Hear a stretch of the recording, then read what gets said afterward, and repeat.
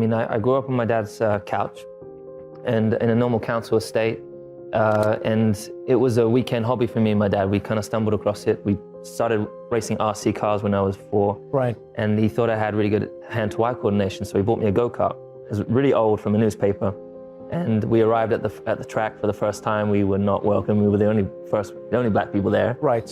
And you know, and it was very, very expensive. So my dad had 4 jobs just to keep us going. He was going to London doing his normal job, which was IT at a railway station. And then he would come home, he'd be putting up for sale signs, vending machines, anything he could find a little bit of cash to, because it's so expensive. But what my dad didn't want us to do is to struggle as he did.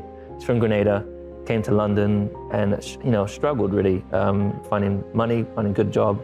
So he's like, I don't want my kids to struggle like I have. So he worked to the bone to create an opportunity for us.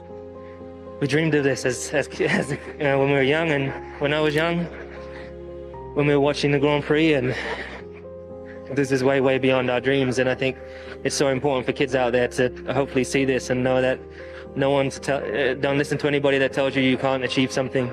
Dream the impossible and speak it into existence, and you got to work for it, you got to chase it, and you got to never give up and never doubt yourself. I've never struggled for motivation in the sense of being competitive. All I can do, I can't control what they're doing, and there's no point worrying or thinking about what they may or may not be doing. All I can do is try and focus on, inwards, and try to focus on being the best that I can be. What is my potential? How can I be more positive? How can I have more energy? How can I be healthy? How can I be a better person to be around, a better person to work with? So, I think about all these kind of things. Naturally, I have that question and that sometimes that feeling with other things. I'm not always the most positive person.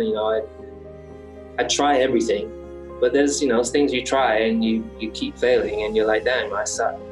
And I could be really negative for a moment and I'm like, no, keep going. So I still have the willpower to get past that wall that hits me in the face. But when it comes to driving, I've done it my whole life, and that's the thing. It's given me so much confidence. I get in the car, put this helmet on, and I'm able to be whoever I want to be. I can be Superman under that helmet if I want to be, And generally when I was at school, I was relatively, I was bullied at school. I was the little kid, and bullied on by the bigger kids. So I was very, very much within my cocoon, or whatever you want to say, in my own space. It's very quiet. But when I get in the car, I was able to put out my elbows and stand up for myself. And then eventually I got confidence. I was able to help stand up for others that were getting bullied at school, because I went to karate and I got black belt. I could whoop someone's butt, which was amazing.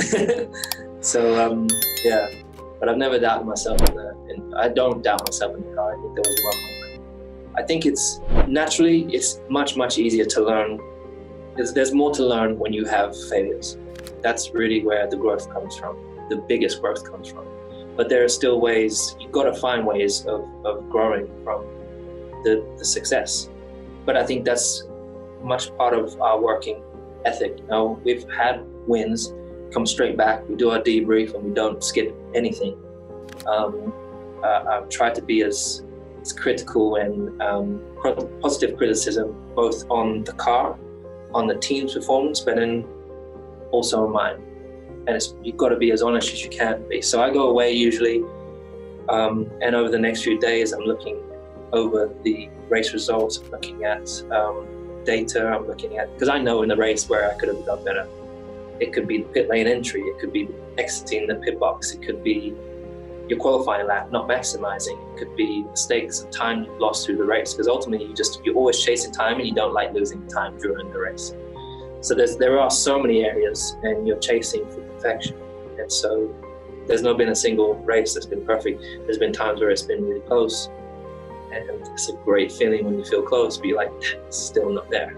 So I've got more work to do. If you look around, me personally, there's people that are on their social media all day, every day, looking at their phone and forgetting the rest of the world, and not taking time to see a sunset, not taking time to see the beautiful trees or whatever it is, So I'm trying to always find a balance. And mentally, it's really about ultimately feeling good about yourself. It's about finding a way to make sure you love yourself. You have to really be able to love yourself, be comfortable in your own. So I've been really spending time trying to, again, just take time for me, making sure that I appreciate me. I appreciate, acknowledging things that you do well, acknowledging also when you fail and you don't do it so great, it's okay. And not being so hard on yourself, all these different things. I have days I wake up and feel groggy, I don't feel motivated to work out, I don't feel, geez, where are we going? What's next, dude? Should I continue racing? I think all these different things. And then I'm like, damn it. And then there'll be the next hour or whatever it passes, I'm like, damn, I love what I do. Why would I ever consider not continuing? But as I said, you just got to keep your mind occupied. So, look, I mean, life is a struggle, and I think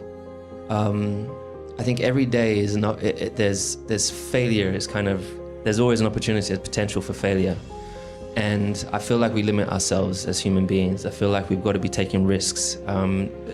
Don't fear embarrassment. Don't fear any hardships. If you don't try, if you don't fail, you'll never know what your limits are, right? You'll be limiting yourself most of the time. Believing in yourself is one of the, I think that's probably been personally one of the most important parts. There's definitely days where I feel like a failure. Believe it or not, I feel like a failure. I feel like I'm not good enough. There's days where I don't like the way you look or the way you dress, whatever it may be. But believing in yourself, learning to love yourself, and just not giving up.